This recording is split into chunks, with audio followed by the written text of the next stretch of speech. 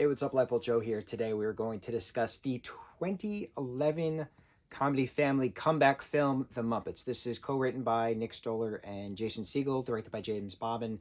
This is the first Muppet film to be released in theaters since '99's Muppets from Space. So it's been a long time, right? 12 years, 13 years since the 12? Why can't I do math today? 10, as in 2000. Right? 2001, 2, 3, 4, 5, 6, 7, 8, 9, 10, 11, 12. I was right. Brain is fried. So, 12 years later, Muppets are back to the big screen. This is the first film that was released with Disney as the production company because Disney bought the Muppets in 2004. So, there was like the 2008 Christmas film, Letters to Santa, which is cute. We talked about it. Little things, not like big things, right? So this was the first big thing with the Muppet resurgence. So it's just a matter of what happened, because Frank Oz was originally pinned to direct the film, but he did not like the script at all. There's certain jokes that he felt were not the core to the Muppets. He bowed down due to creative differences, and I understand, because the thing that really was a lot of people's tiffed with this film is Fozzie wearing fart shoes. And there's two different versions of fart shoe jokes. And Fozzie, it's beneath Fozzie to do fart shoe jokes, right? He's a stand-up bear comedian. He's got his rubber chicken and the waka wakas and all that good stuff, right? He doesn't need his fart shoes. So I get it, but if this is pitched for kids, they're going to laugh. So I kind of understand both sides of it. I get it. This is a very interesting comeback kind of film because Muppets have been disbanded.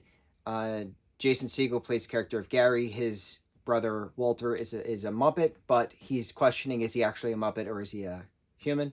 Is he a man or a Muppet? This film won an Academy Award, won an Oscar for Best Original Score, Man or Muppet, back in the day. So this is big. This is a very big thing. Not many Oscars were given to Muppet projects, and this won an award. And I remember it distinctly. Who else? So many people make their cameos in this. Amy Adams plays Gary's fiance, Mary, in this.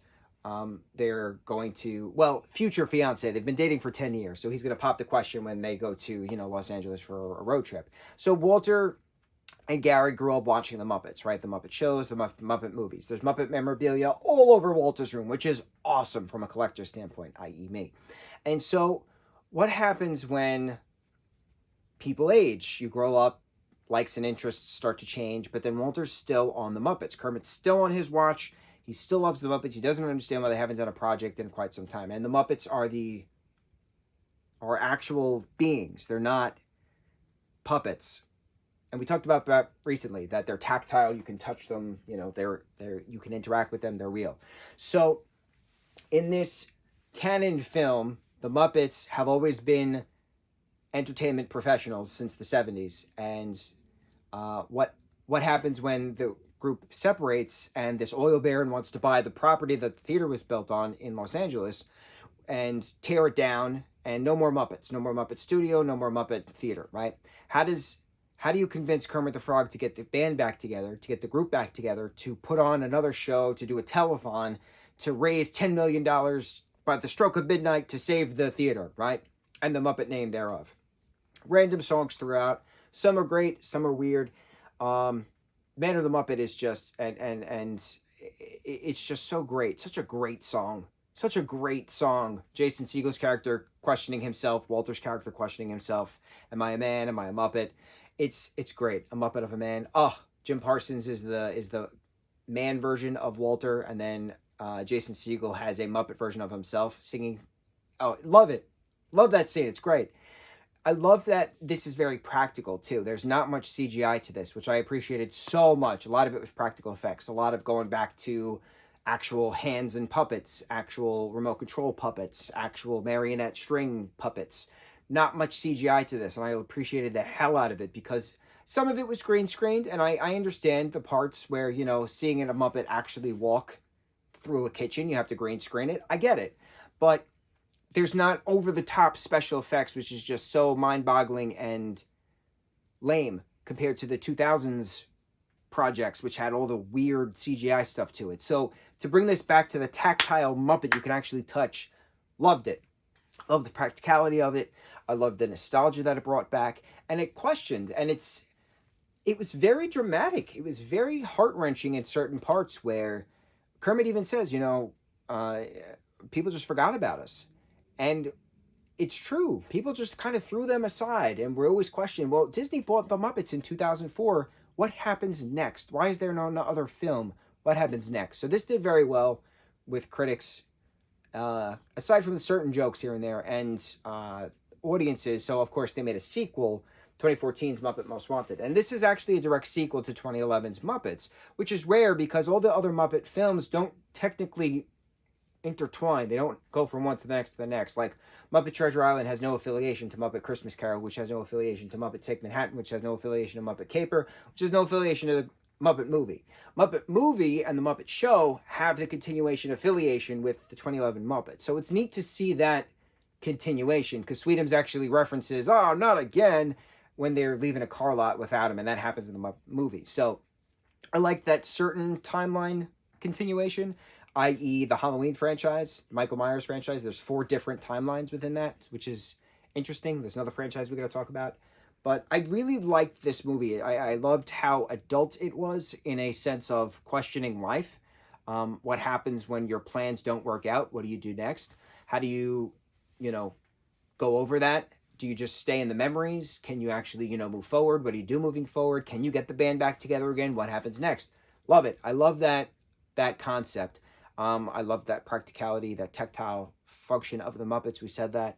So yeah, this started the resurgence of the Muppets. So 2011's Muppets was theatrical. 2014's Muppets was theatrical. And that's it. Muppets have not been back in theaters within the last 9 years. We've had 2015's season 1 of the Muppets, which is a late night thing. That was on ABC only for a season. That was very adult. That's why that was canceled, because kids were watching it. And then parents were like, wait, they can't see this. Despite the fact that the Muppets were originally created for adults. Whatever. Then you jump to there's been a lot of Muppet Baby projects, a lot of Muppet Baby resurgence TV shows, late 2010s, early 2020s. We just had 2021, the Muppets Haunted Mansion, which did very well on Disney+. We now have in 2023 coming out Muppet Mayhem, or something like that, which is another show based on the Muppet Mayhem Band, the Electric Mayhem Band, Dr. Teeth and the Electric Mayhem Band. Cannot wait for that. That looks so cool. Taj Mahari is one of the leads in that. I'm so excited. Love him to death. Can't wait. So Muppets are back again, this time in a streaming site. So it's a question of, will they ever actually get back to theater? I have no idea.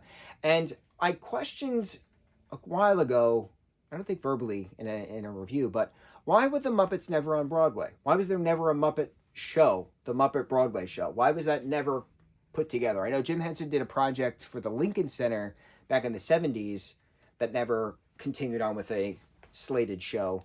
And in 2013, I think, at the New Amsterdam Theater, is that where Aladdin is right now? I think right before Aladdin started, I think it was the transition between Mary Poppins and Aladdin. I think that little overlap, if I'm not mistaken.